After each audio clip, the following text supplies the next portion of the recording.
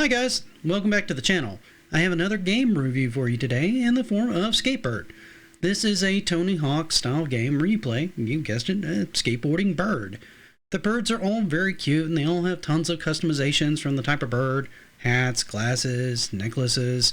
All of them do a good job of making your bird somehow look even cuter than it was before. Pretty soon you have your adorable little avatar made and you find yourself in a rather impressively designed room.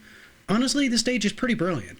He has all sorts of cool cardboard ramps used with pizza boxes and stuff like that for you to skate to your little bird's heart's content.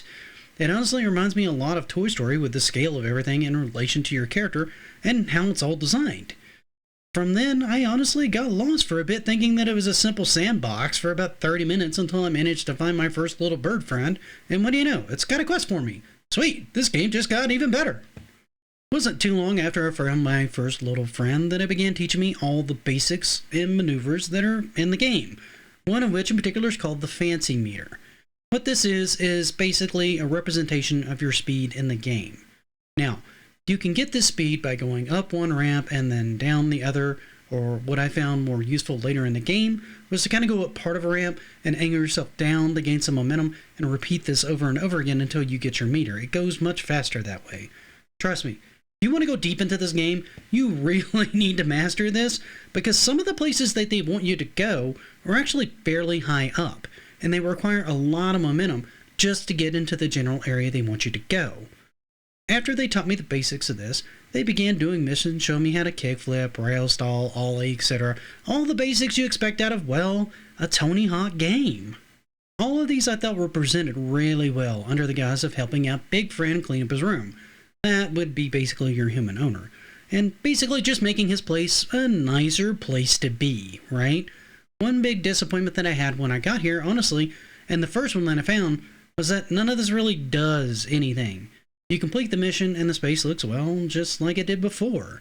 I know you're saying, Nick, seriously, it's a $20 indie title, what do you expect? And you'd be right.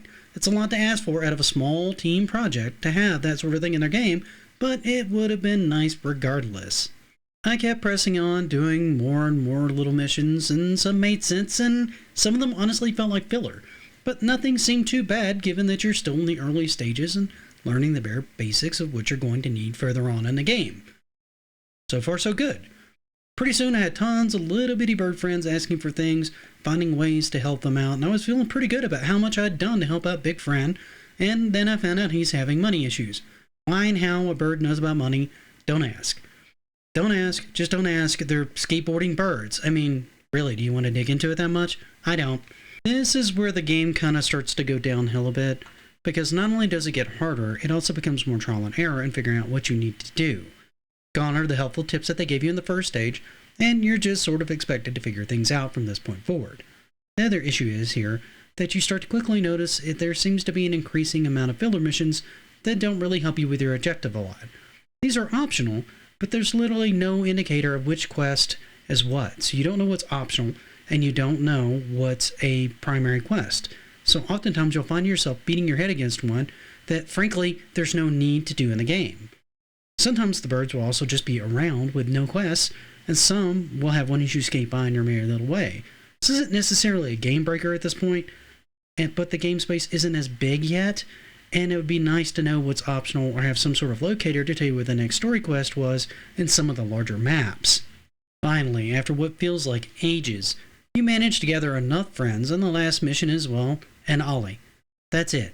It breaks the glass, and now you're in the office proper.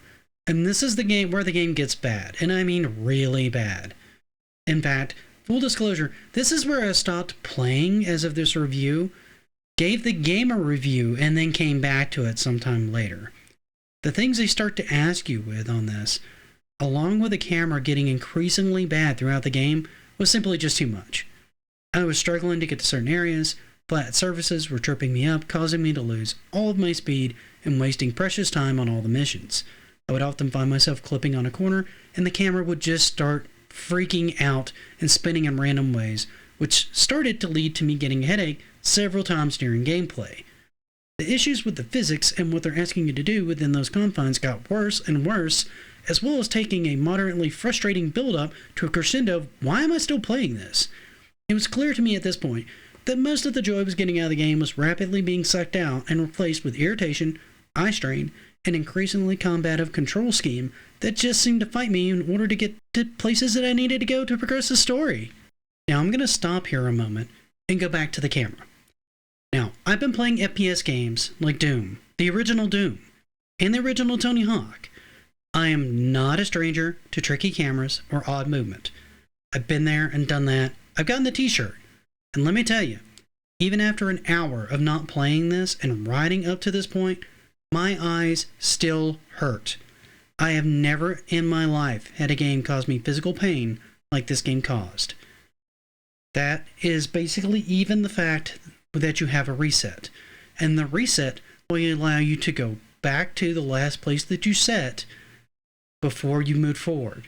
What I mean is you can press down on the D-pad and you can set a location that you want to respawn at. You press up on the D-pad and it will bring you back to that location. The fact that that's even in the game means they know you're going to have collision issues, they know you're going to get stuck, and they know, essentially, you're going to have to use it. That's a problem. For that reason alone, and the fact that the camera can cause eye strain and eye pain, I would not recommend this game. Or at the very least, I'd recommend playing it in short stints, rather than trying to push through it on hours on end. Eventually, I did manage to get past the business office and into the mighty Gibson. This is what you're required to hack in order to progress. This stage is awkward, and that's putting it kindly. With air vents that have you transitioning from one level to another, they also have double and triple down on the letter collecting quests, which up until this point have been fine, but the collision detection with them in this stage is beyond bad. There were times where I was grinding along a rail to collect a letter that should have been reachable, only to find out that I had a miss. So I tried skating up the ramp and would still miss, because the placement was just off by a hair. Once I was asked to collect the letter spelling Gibson. Tapped out at this point. I was quite literally standing inside the letter, and it would not collect it. This was too much. My eyes hurt, the controls were janky, I was clipping into anything and everything, and the collision detection on this stage was straight up broken. I put the game down, looked at my 1-star review on Game Pass, and said, you know what? No, this totally works. Based off how much pain that the camera caused my eyes alone, that's what I based my review off of. This game has tons of potential. The birds are cute, the story is fun, but it just fell apart mechanically. This game is painful, mentally and physically to play, so much so that for the first time ever in a review, I would urge anyone watching this to this point to stay away from this game. The pros just do not outweigh the cons on this one. Any game that causes actual physical pain, I would never recommend to anyone, particularly my audience. This just has too many issues that kill all the joy the game promises with its cute avatars and playful level designs. It just descends into a maddeningly frustrating mess of awkward dated controls, bad collision detection, and a camera that, I've stated above, has made me physically sick on multiple occasions, with the camera clipping into things and whipping around so radically that even when it looked like the camera had nothing to clip into at all, it still whips around or clips through something unexpectedly. This is sadly a classic case of a joke project or a fun project getting blown up into a Kickstarter and then expanding way farther than it probably should have gone. And I don't say joke project to be mean. Fox herself, one of the main developers, actually said the project went from a whatever the hell kind of gag and turned into a serious project. Had it stayed more lighthearted and not gotten so hardcore with the objectives, and played more into the limitations of the open source skateboarding engine they used, this could have been a very good game. As it stands, it really just stands out as yet another example of a Kickstarter project that got a huge influx of money and did their best to build a more professional project, ultimately to fall short. For those of you who want to confirm the facts that I've stated just now, I'm going to link the IGN article in the description where they interviewed the lead developer herself. If you're still not convinced and want to play this game, I urge you strongly to do it through Game Pass if you can. That way you're not paying outright for it. You'll save yourself some money, and you'll get yourself access to much better games for that month as well. Thank you to all those who got this far. I know this one was a slog. I really do not like doing negative reviews. I always try to find the positive in the game, but I spent over 4 hours on this one, and it's just, I'm afraid it's actually going to give people eye problems if you play it, honestly speaking. But hopefully you still found the review informative. If you enjoyed this review, please hit the like button. Also, if you're interested, I put a few more videos up that you may like on the screen now as well. If you find you like this and some of my other content, why not consider hitting the subscribe button and the notification bell so that you know when I post new content. But until next time, happy gaming.